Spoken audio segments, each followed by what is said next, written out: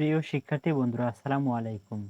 আজ আমি তোমাদের ষষ্ঠ অধ্যায়ের সাহিত্য পড়ি, সাহিত্য লিখি প্রথম পরিচ্ছেদ কবিতা নিয়ে আলোচনা করব। তো এখানে ৬.১১ কবিতা লিখি। এখানে কবিতা কিভাবে লিখতে হয় এবং কবিতা কি এর কিছু সংজ্ঞা দেয়া আছে, তোমরা সুন্দর করে পড়ে নেবে। তারপর দেয়া আছে কবিতা পড়ি ১। তো এখানে পণ্ডশ্রম শামসুর রহমানের একটি কবিতা দেয়া আছে, তোমরা সুন্দর করে পড়ে নেবে।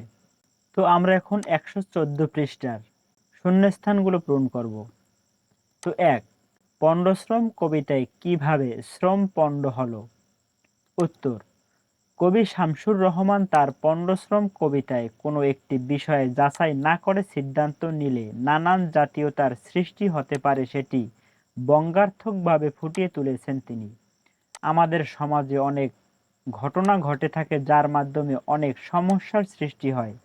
বিশেষ করে শোনা কথায় কান দিয়ে তিলকে তাল করে জটিলতা বাড়ায়। নিজস্ব চিন্তা বুদ্ধি দিয়ে বাস্তবতা যাচাই না করে ছোট কোনো একটি ঘটনাকে বড় করে তোলে। এই কবিতায় প্রতীকী অর্থে জনৈক ব্যক্তির কান চিলে নেওয়ার ঘটনাকে কেন্দ্র করে সবাই চিলের পিছনে ছোটার মধ্য দিয়ে তাই প্রমাণ করে। কানের খোঁজ না করে সবাই শোরগোল শুরু করে দেয়। এর ফলে শ্রম পণ্ড হয়ে যায়। ২ নম্বরে দেয়া হয়েছে, তথ্য যাচাই না করে কাজ করলে তার ফলাফল কী ধরনের হতে পারে বলে তুমি মনে করো? উত্তর: তথ্য যাচাই না করে কাজ করলে তার ফলাফলে বিরূপ প্রভাব পড়ে। সেগুলো নিম্নরূপ: ১, সংশ্লিষ্ট কাজের ফল আসে না। ২, অহেতুক সময় ব্যয় হয়। ৩, সম্মানহানি ঘটতে পারে। ৪, মানুষের সাথে সম্পর্কের অবনতি হতে পারে। ৫, বিবেচনবোধে নষ্ট হওয়ার সম্ভাবনা থাকে। ৬, সামাজিক বিশৃঙ্খলা হতে পারে। ৭, সমাজের মধ্যে দ্বন্দ্ব সংঘাত শুরু হতে পারে। ৮, সামাজিক ঐক্য নষ্ট হতে পারে। ৯, মারামারিও হতে পারে। ১০, সর্বোপরি আত্মসম্মান ক্ষতিগ্রস্ত হতে পারে।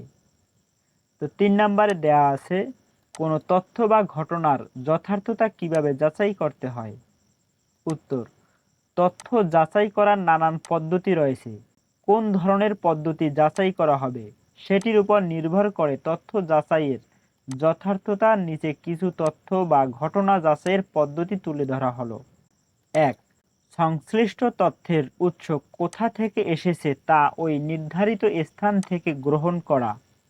২, তথ্যটি ব্যক্তিক পর্যায়ের হলে গ্রহণীয় ব্যক্তির সাক্ষাৎকার গ্রহণ করে যাচাই করা যেতে পারে।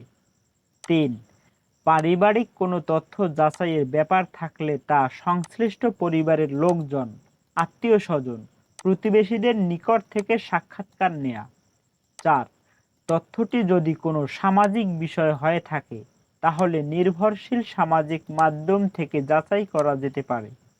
৫, প্রয়োজনে তথ্য যাচাইয়ের ক্ষেত্র নির্ভরযোগ্য সংবাদ মাধ্যম দিয়েও যথার্থতা যাচাই করা যেতে পারে। তো প্রিয় শিক্ষার্থী বন্ধুরা, আজ এতটুকুই। আবার দেখা হবে অন্য কোনো বিষয়ের সমাধান নিয়ে।